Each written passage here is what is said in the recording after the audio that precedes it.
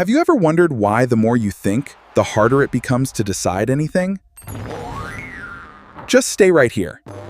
Why you can see every angle of a problem at once, Tao, and instead of helping you, it stops you completely in your tracks? Why you feel a kind of exhaustion that sleep doesn't fix? If any of that resonates, this video was made for you. It's not weakness. It's not lack of discipline. It's the real psychological cost of a mind that never turns off. If you're not subscribed yet, do that now. Every single week, content that most people out there will never see. The idea we were taught is simple enough. The more intelligent you are, the easier your life is supposed to become. More intelligent means more success, more clarity, more control. But what nobody explains, Cow, and this matters, Cow, is this. Psychology has shown for decades that high intelligence doesn't simplify the human experience. It deepens it. And deeper doesn't always mean easier. There's a specific mechanism behind this calm. It's called expanded awareness. When your mind processes the world in more layers than most people do, you simply don't just see what's happening. You see what could happen, what might have happened, what will probably happen if you do this too, or that at all. You analyze consequences that other people don't even notice exist. And that is exactly where the trap begins. Because awareness without the ability to stop is not a gift. It is a very comfortable prison you can't easily escape. Most people look at a situation and see one single layer.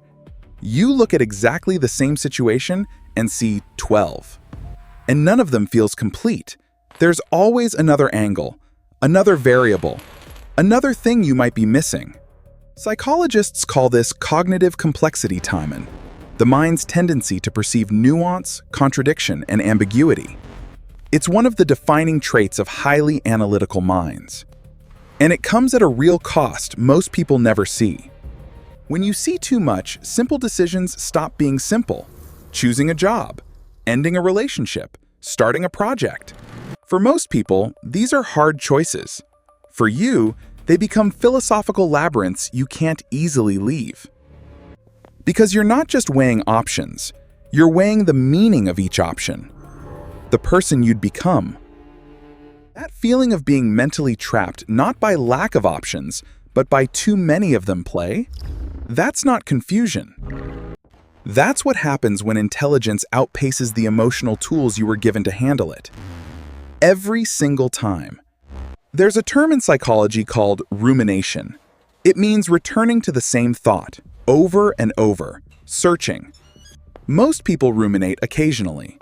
Highly intelligent people often do it by default, not because something is wrong, but because their minds are deeply optimized for pattern recognition count, and patterns never feel truly finished. There's always one more thread to pull, one more implication to trace, and so the thinking really never stops. At night, when you should be resting, the mind is still running simulations. In conversations, you're already ahead, analyzing subtext, implications, what they probably meant versus what they actually said. You're never fully here, because your mind is always there somewhere in the future or deep in the past, trying to solve something real. And the cruel irony, the more you try to think your way out of this state, the deeper into it you actually go. Because you can't think yourself out of something that thinking created. That is the nature of the trap itself. Here's something nobody talks about. This much complexity inside makes connecting with other people genuinely difficult. Not because you don't want connection, but because most conversations simply don't go deep enough to ever reach you. You're used to thinking in layers, in implications, in questions that simply don't have clean or easy answers. And when someone gives you a simple answer to a complex problem, something inside you quietly and completely shuts down. Not from arrogance, from loneliness. Because what you're really looking for is someone who simply doesn't flinch. Someone who can sit inside uncertainty with you. Someone who asks the second question. And those people are rare. So you learn to compress yourself, to speak in shorter sentences, to leave all the interesting parts completely unsaid. Because you already know where the conversation will stop. And over time, that compression becomes a real habit. And that habit becomes exhaustion.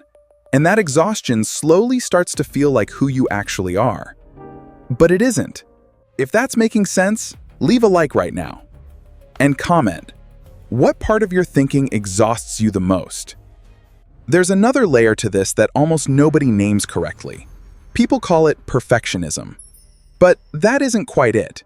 When you're capable of imagining something at a very high level to marry, when you can picture exactly how something should be pruned, when the distance between that vision and your current reality feels enormous, and instead of motivating you, it paralyzes. You don't start the project because you already know it simply won't match the version that lives inside your head. You don't share the idea because you can already see its weaknesses. You don't take the step because you see the risks. This isn't fear of failure in the ordinary sense. It's the awareness you're capable of better, mixed with uncertainty. And so you wait, you refine, you prepare just a little more, and slowly, the waiting becomes its own kind of life. Here's the part that surprises most people. You would think that the smarter someone is, the more confident they'd be. The research actually suggests the opposite. People with higher cognitive complexity experience far more self-doubt, precisely because they can see their own blind spots more clearly. They are deeply aware of what they don't know. They understand how many variables they could be getting wrong. They've thought enough to know certainty is an illusion. And so they hold their convictions loosely. They question themselves constantly. They wonder, was that really right? There's a certain freedom in that. And the intelligent person watching them sometimes wonders, oh, if something is wrong.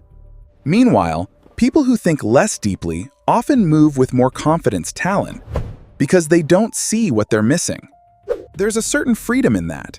And the intelligent person watching them sometimes wonders, oh, if something is wrong. There isn't. Doubt, in a deeply complex and aware mind, is often just another name for honesty and for clarity. So where does this leave you? Not with a list of solutions, not with 5 neat steps to finally quiet your mind. Because the truth is, Pow, and this matters, Pab, the goal was never to stop thinking. A mind like yours was built to go deep. That's not something to fix. But there is a difference between a mind that goes deep by choice and one that can't stop.